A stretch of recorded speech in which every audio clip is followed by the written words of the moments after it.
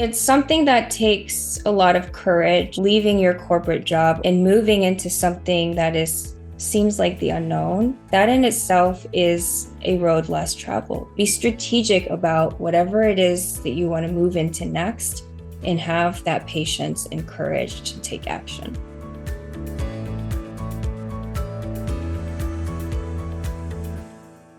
Welcome, everyone, to the Road Less Traveled Show. This is a show about people that were successful in a previous career and left that career to go down a different path. I'm your co-host, Richard Coyne. And your co-host, Bill Zahller. On today's show, we're so pleased to have Christine Hsu with us. Christine, welcome. Thank you guys so much for having me. I'm excited for a conversation. Absolutely. Well, thank you again, Christine, for being on the Road Less Traveled Show. To start with, you can tell our listeners a little about your background, what line of work you're initially in, and how long you're in that field. Yes, absolutely. So I started my career, I was an R&D Food Scientist. And so it's a pretty niche field, but all the manufactured foods that you see out there are created by typically food scientists like myself. And my specialty was sensory science.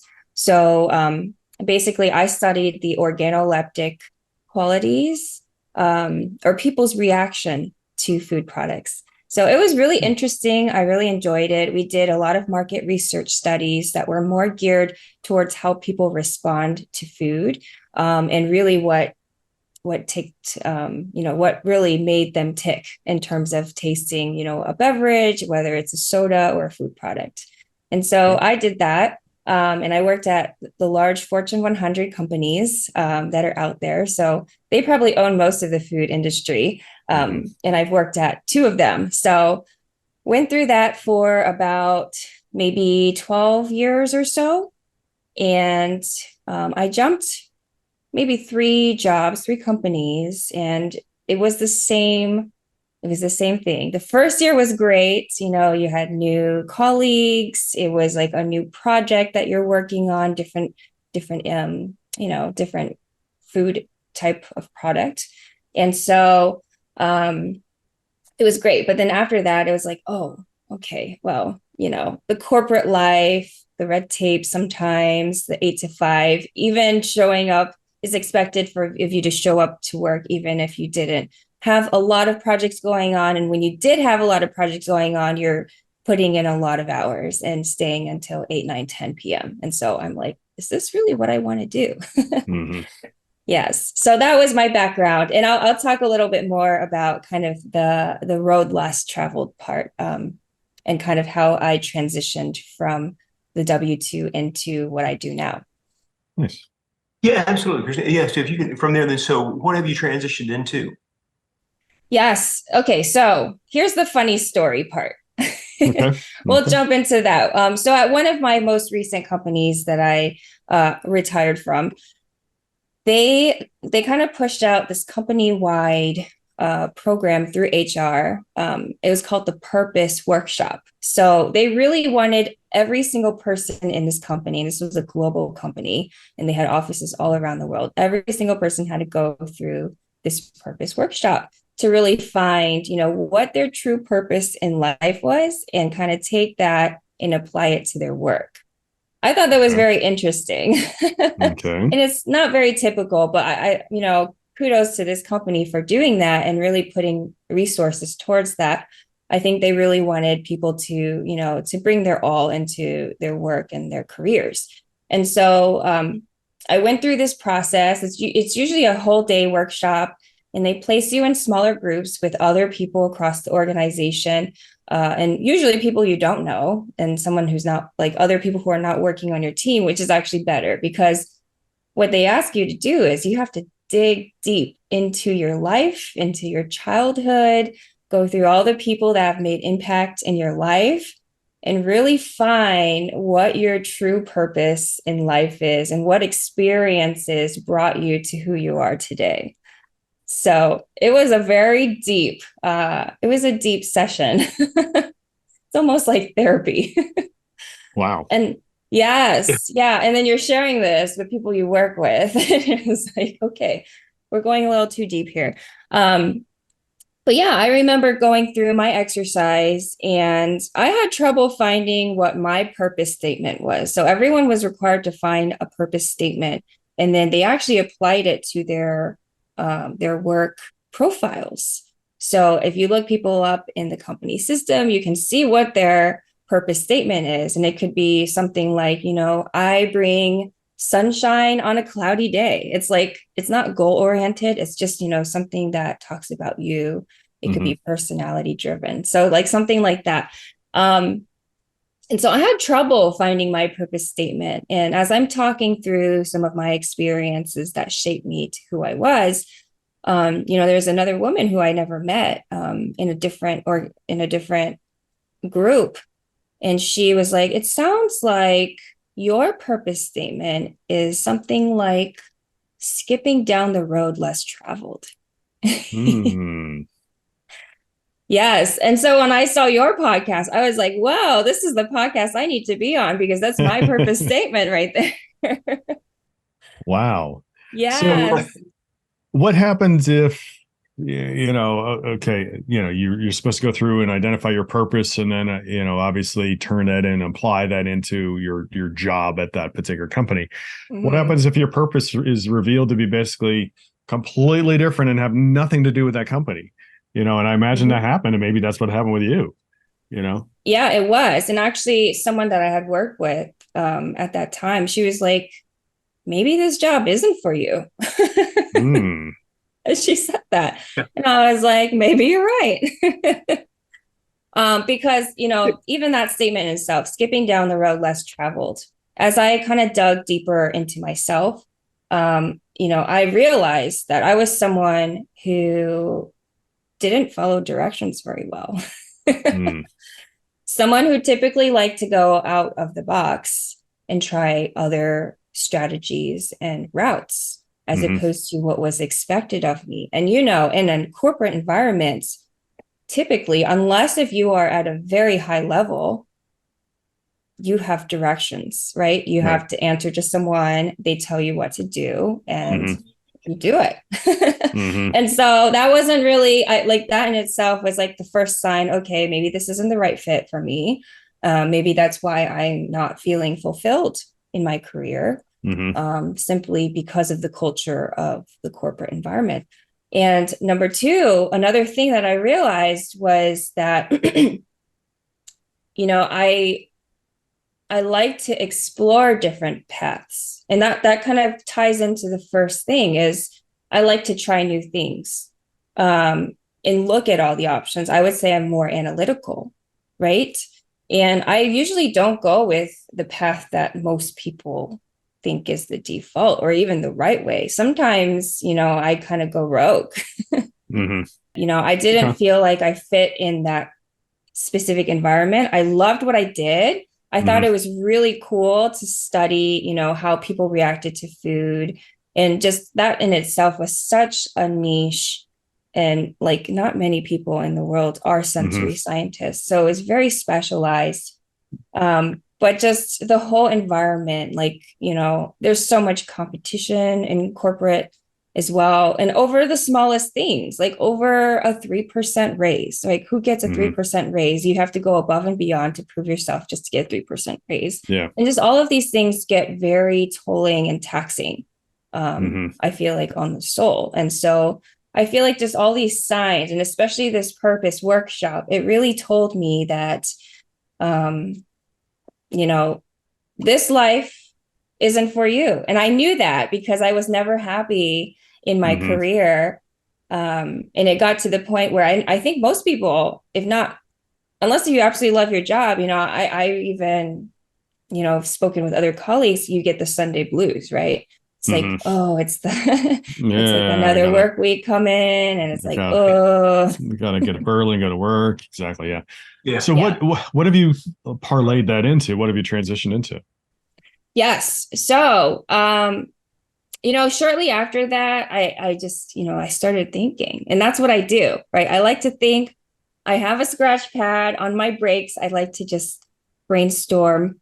And I usually did it about finances. So obviously we work to make a living, right? To support our lifestyle. And I would just kind of backtrack. How much money would I need to replace my income so that I wouldn't have to work this job anymore? And so I would look at different scenarios, different side jobs. And then, after talking with my husband, he was like, you technically don't need to work.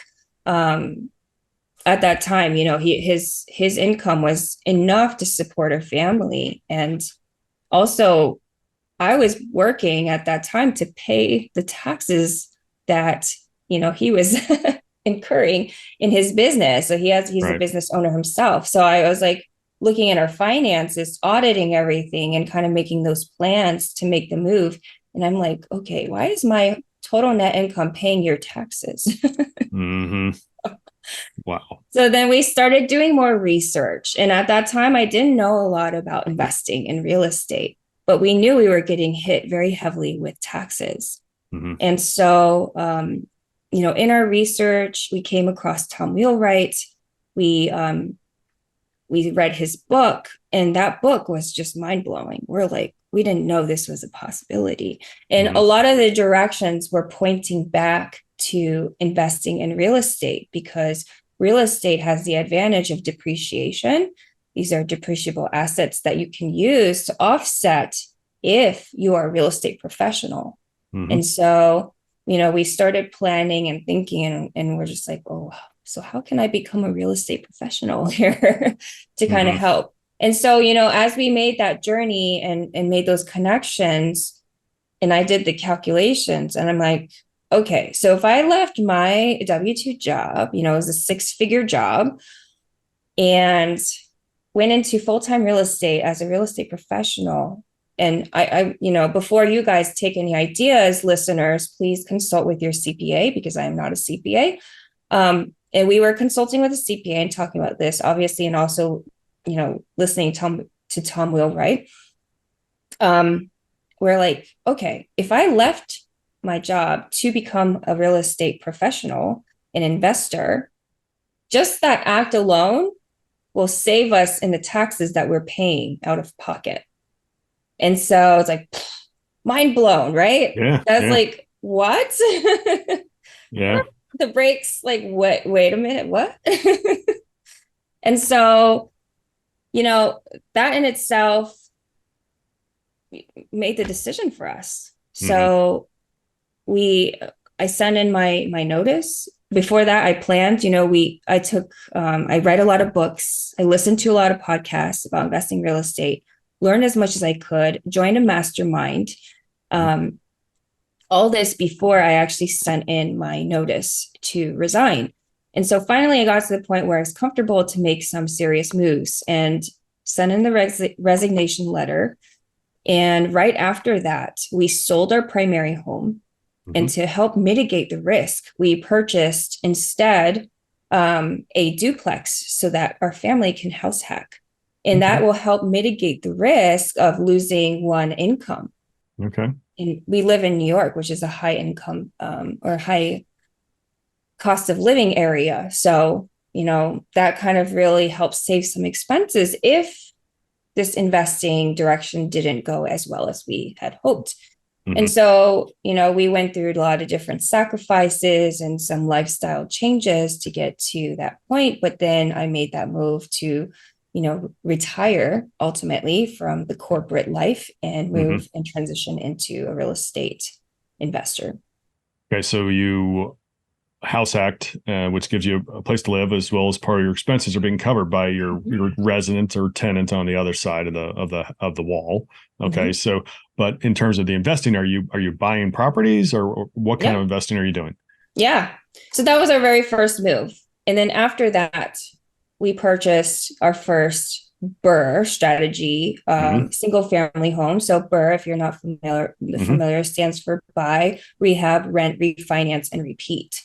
So basically, it's a way for you to scale your portfolio with the same pot of capital, because you're refinancing what you spend to acquire and to renovate your properties, and getting, hopefully, if it works out well, getting back most of that capital, if not all, to place into another investment and do the same thing.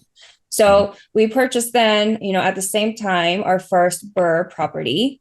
And then less than a year later, about 6 months or so, we purchased 3 more properties with the same type of strategy. And as I moved into that direction, it was such a learning process. It was a big transition to go from, corporate to now being an entrepreneur and an investor and doing all these, renovations, and getting tenants into these homes for these long-term rentals. And there were a lot of things. So I invested those properties in Philadelphia, which is kind of a challenging market. A lot of it's at that time I was like, oh, the properties are very affordable here. This is a great practice ground because you can buy properties for less than 100,000.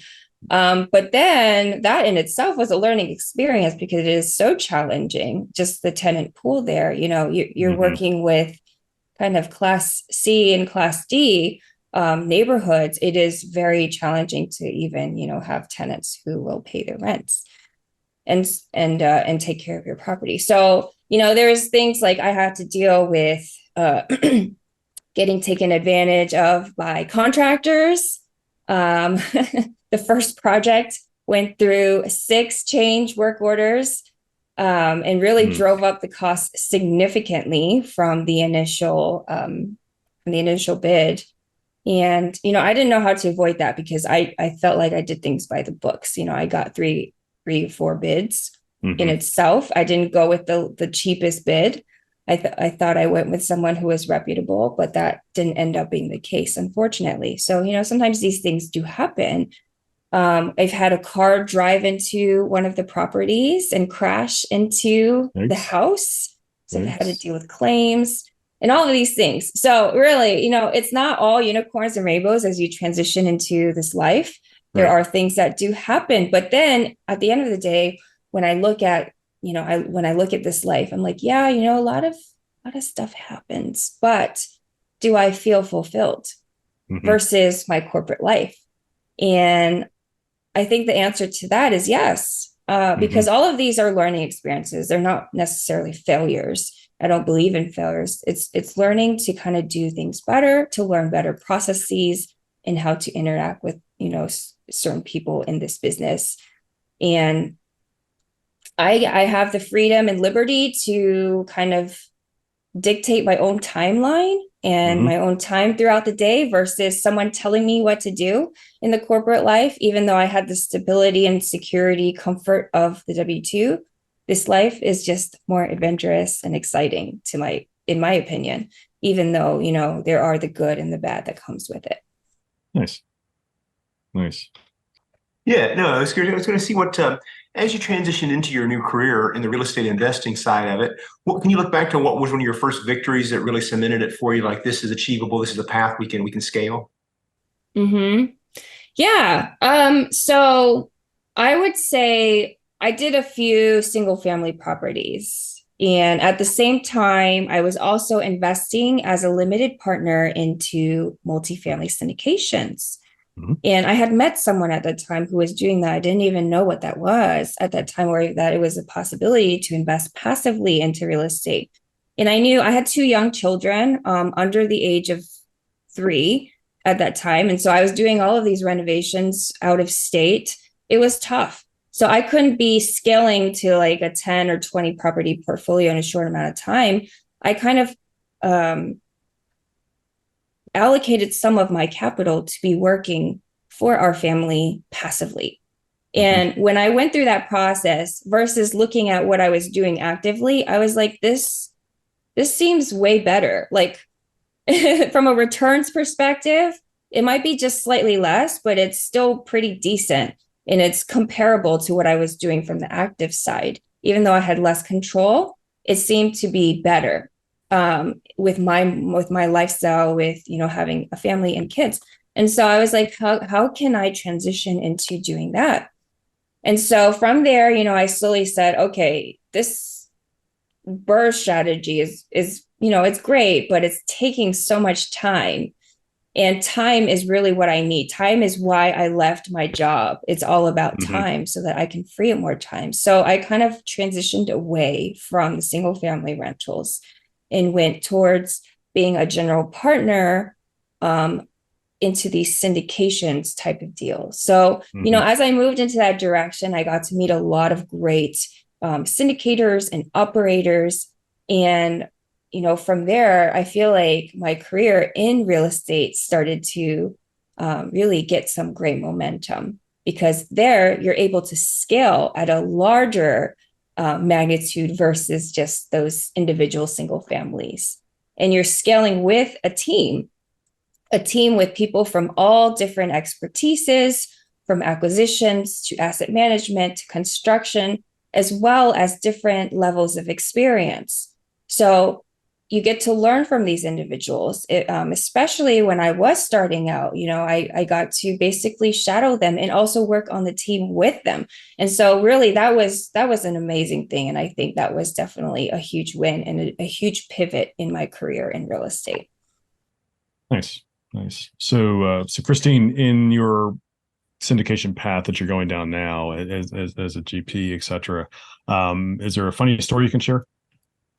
Yeah. So, my funny story happened more so, probably not as much in the syndication side, but more so when I was doing the house hack. Okay, sure. I had basically 3 units that I was renovating all at the same time. And I took on the house hack renovations. We took it on ourselves because being in Westchester, New York, it is expensive. The contractors were really pushing the prices a lot. And so my husband and I, we left our kids with the grandparents in North Carolina. We came up ourselves and did the renovations. And there was one instance where I was kind of coming down the stairs holding paint supplies because we were painting the house ourselves. And I did a nice tumble down the stairs. Ooh. And ended up breaking my leg. Oh, yikes. Yeah. So that was actually my funny story, but not so funny. It's funny to think about because I feel like that was like God telling us not to do work ourselves, to just go ahead and hire professionals because it's sometimes the better route, despite saving some money. Well, it's a balancing act. Again, certainly some things you probably can do yourselves, except if you get hurt. Obviously, that puts a new light on it. But you're right. You don't want to take on certain things. Maybe unless, put it this way, unless you grew up around building and construction and all the ins and outs, it is probably better to have a professional do certain things. So. But yeah, well, wow. I trust your recovery went well and everything's all good now, right? Yeah, it was, that was 3 years ago. So I'm fully recovered now, thankfully. Good. Wow. Yes. Yeah. I was going to ask you, where are you today in your journey? You've gone from like the house, the hacking to LP investing to being on the GP teams now. So kind of where are you today and what's your goals for the future? Yes. So I've co-founded the company Nobly Vest, as you can see here, with my business partner. And we basically are, we're a syndication company and we work with other operators. We have properties in the Sun Belt, mostly multifamily type properties we like to be in the 200 to 300 unit buildings, but anything over 100 plus. And, really we are here to help offer opportunities to people who are kind of on the same journey as me, who want to, diversify portfolio and also have the possibility of retiring earlier, to free up time to do things that they are passionate about and to spend more time with their families. And so really helping individuals just have another stream of income in a way to accelerate their capital in a shorter amount of time, in addition to whatever retirement plans they might have. But, really just growing their nest egg faster so that they have the ability to be financially free. And so, yes, we have multifamily properties. We have funds that purchase short-term rentals, which is a high revenue generating approach. as well as other asset classes in the commercial real estate industry. So that's kind of what we're focused on. And we really like to, offer our investors a diverse, based on what they're looking for. Right now, multifamily is not really quite as high in cash flow.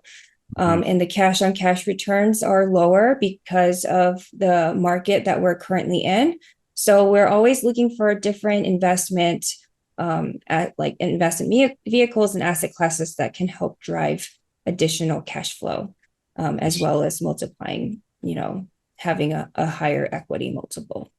Nice. Yeah, makes a ton of sense. You definitely have to kind of adapt to the market because the market's always changing. And, Exactly. it's definitely, very interesting to see what's happened over the past couple of years with, historically low rates, now historically high inflation, now historically, not historically, but now rates have gone up significantly. And it's a much different market than it was 2-3 years ago. So yeah, you definitely have to kind of adapt. So, Christine, is there something that you do personally or perhaps through your company that you do to give back in a way to help others?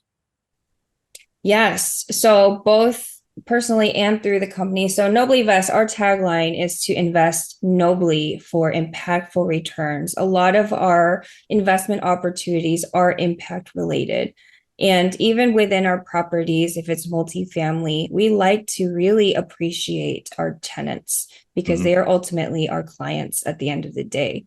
And really, we want to create this culture that, we're giving back in multiple ways. It's a 360 type of approach. We're giving back to our investors with opportunities that allow them to be on the path to financial freedom and really to be able to have the time to spend with their families or doing things that they feel fulfilled by. But then also, we really put an importance to just a culture of respect and giving back even to the employees within the properties that, work for us. So really it's kind of a 360 approach. And we have, we like to have service events that we do together, and just appreciation events for, employees, for tenants, and also for our investors. So that's kind of how we like to give back as Nobly Vest. Personally, volunteering is a big, is big for us in our family. So I have 2 boys, they're ages 6 and 4. And we like to at least twice a year go on a volunteer event with our kids. And we started doing this a couple of years ago when they're very young. We actually last year did a lemonade stand that went towards the Feeding America charity. So we raised about $200 doing the lemonade stand out front to give to that charity, and really teaching our kids that principle of giving back both with your time as well as monetarily. That's great. Yeah, definitely never too early to help your kids learn that there are people that are less fortunate than us. We have many blessings in our lives, certainly all of us on this podcast, and even I'm sure most of everybody listening as well, and again, we believe it's a duty and responsibility to help others and to give back as well. So very nice. Yes. Yeah. Well, Christine, is there something you've recently implemented in your business that allows you to grow and scale? Yeah, I would say recently is really partnering up. So a lot of our focus of what we do at Nobly Vest is raising capital and raising funds and partnering with operators to do that. And so recently we've actually started to kind of create collaborations with other capital raisers so that we can kind of, be more efficient. And especially so we're doing a more fund to fund type of opportunity so that we can diversify our offerings to our investors, and having that ability to be able to collaborate with others, to work together and not be competitors, but really to work together to share the same opportunities and values as well with our respective investors. And that really has kind of supercharged, not just for us at Nobly Vest, but also our partners our ability to kind of raise and to really bring great opportunities to our respective investors. So I would say, in this business, it's very much a collaborative business. The more that you do collaborate, at the end of the day, it is a small world. And because there are so many properties out there, you don't know who you may be partnering with or who you may be even selling and having transactions with in the future. And so that's kind of one thing that we really implemented recently and really highly recommend. This is a small world. It's all about bringing value to others. I think within our industry, we bring value to each other, even if we're doing the same thing. Nice. Yeah, well said. Christine, is there, excuse me, what advice would you give somebody or share with somebody that's considering making a path change? Yeah, I would say it's something that takes a lot of courage and patience. I think a lot of times leaving your corporate job or even having that stable job and moving into something that seems like the unknown, that in itself is a road less traveled, because most people expect to have a long career, to retire at 65 or between 65 to 70 now. That's just the path that we were all taught, right, at the end of the day. But now, the world that we live in today, and now with new technologies and AI, there's really no limit to what you can do. And so really, one is, believe in yourself, create a plan, be strategic about whatever it is that you want to move into next, and have that patience and courage to take action. So that's the advice that I would give. Nice. Excellent. Well, Christine, what's the best way for our listeners to reach you and learn more about what you have going on? I can be reached at our website. So check us out at noblivest.com. That's spelled NOBLIVEST.com. And also, I'm pretty active on LinkedIn. So please look for me on LinkedIn, add me as a connection, send me a DM. I would love to connect with you. Great. And we'll add those in the show notes below to make it easier for the listeners to reach out to you. Great. Thank you so much. Okay. Well, Christine, we really want to thank you for being on the Road Less Traveled show today. Really enjoyed the conversation and wish you continued success. Thank you for having me. I really appreciate it. Christine, absolutely. Thank you for being on. We certainly do appreciate it. And we also want to thank our listeners. Please continue to give us a 5-star rating so we can bring you more great content like our show today with Christine Hsu. And remember, folks, we've got a couple of things going on at Park Capital Partners. First, we have the Park Capital Partners Value Add Fund, which is a 506c fund open today to accredited investors. Next, we have the Park Capital Partners Foundation, which is a 501(c) nonprofit that Bill and I created as another way that we give back. The way that works quickly is first we have we fund the operations of the foundation so that all the money donated goes to do its best work, which is to help others. Second, we donate personally. Third, we donate corporately. And finally, when investors invest with us in one of our projects, we make a donation to honor that investor to a pre-selected list of 15 different charities, including Feeding America. So please reach out, folks. We're happy to have a conversation anytime. Bill and I can be found at parkcapitalpartnersllc.com, parkcapitalpartnersllc.com.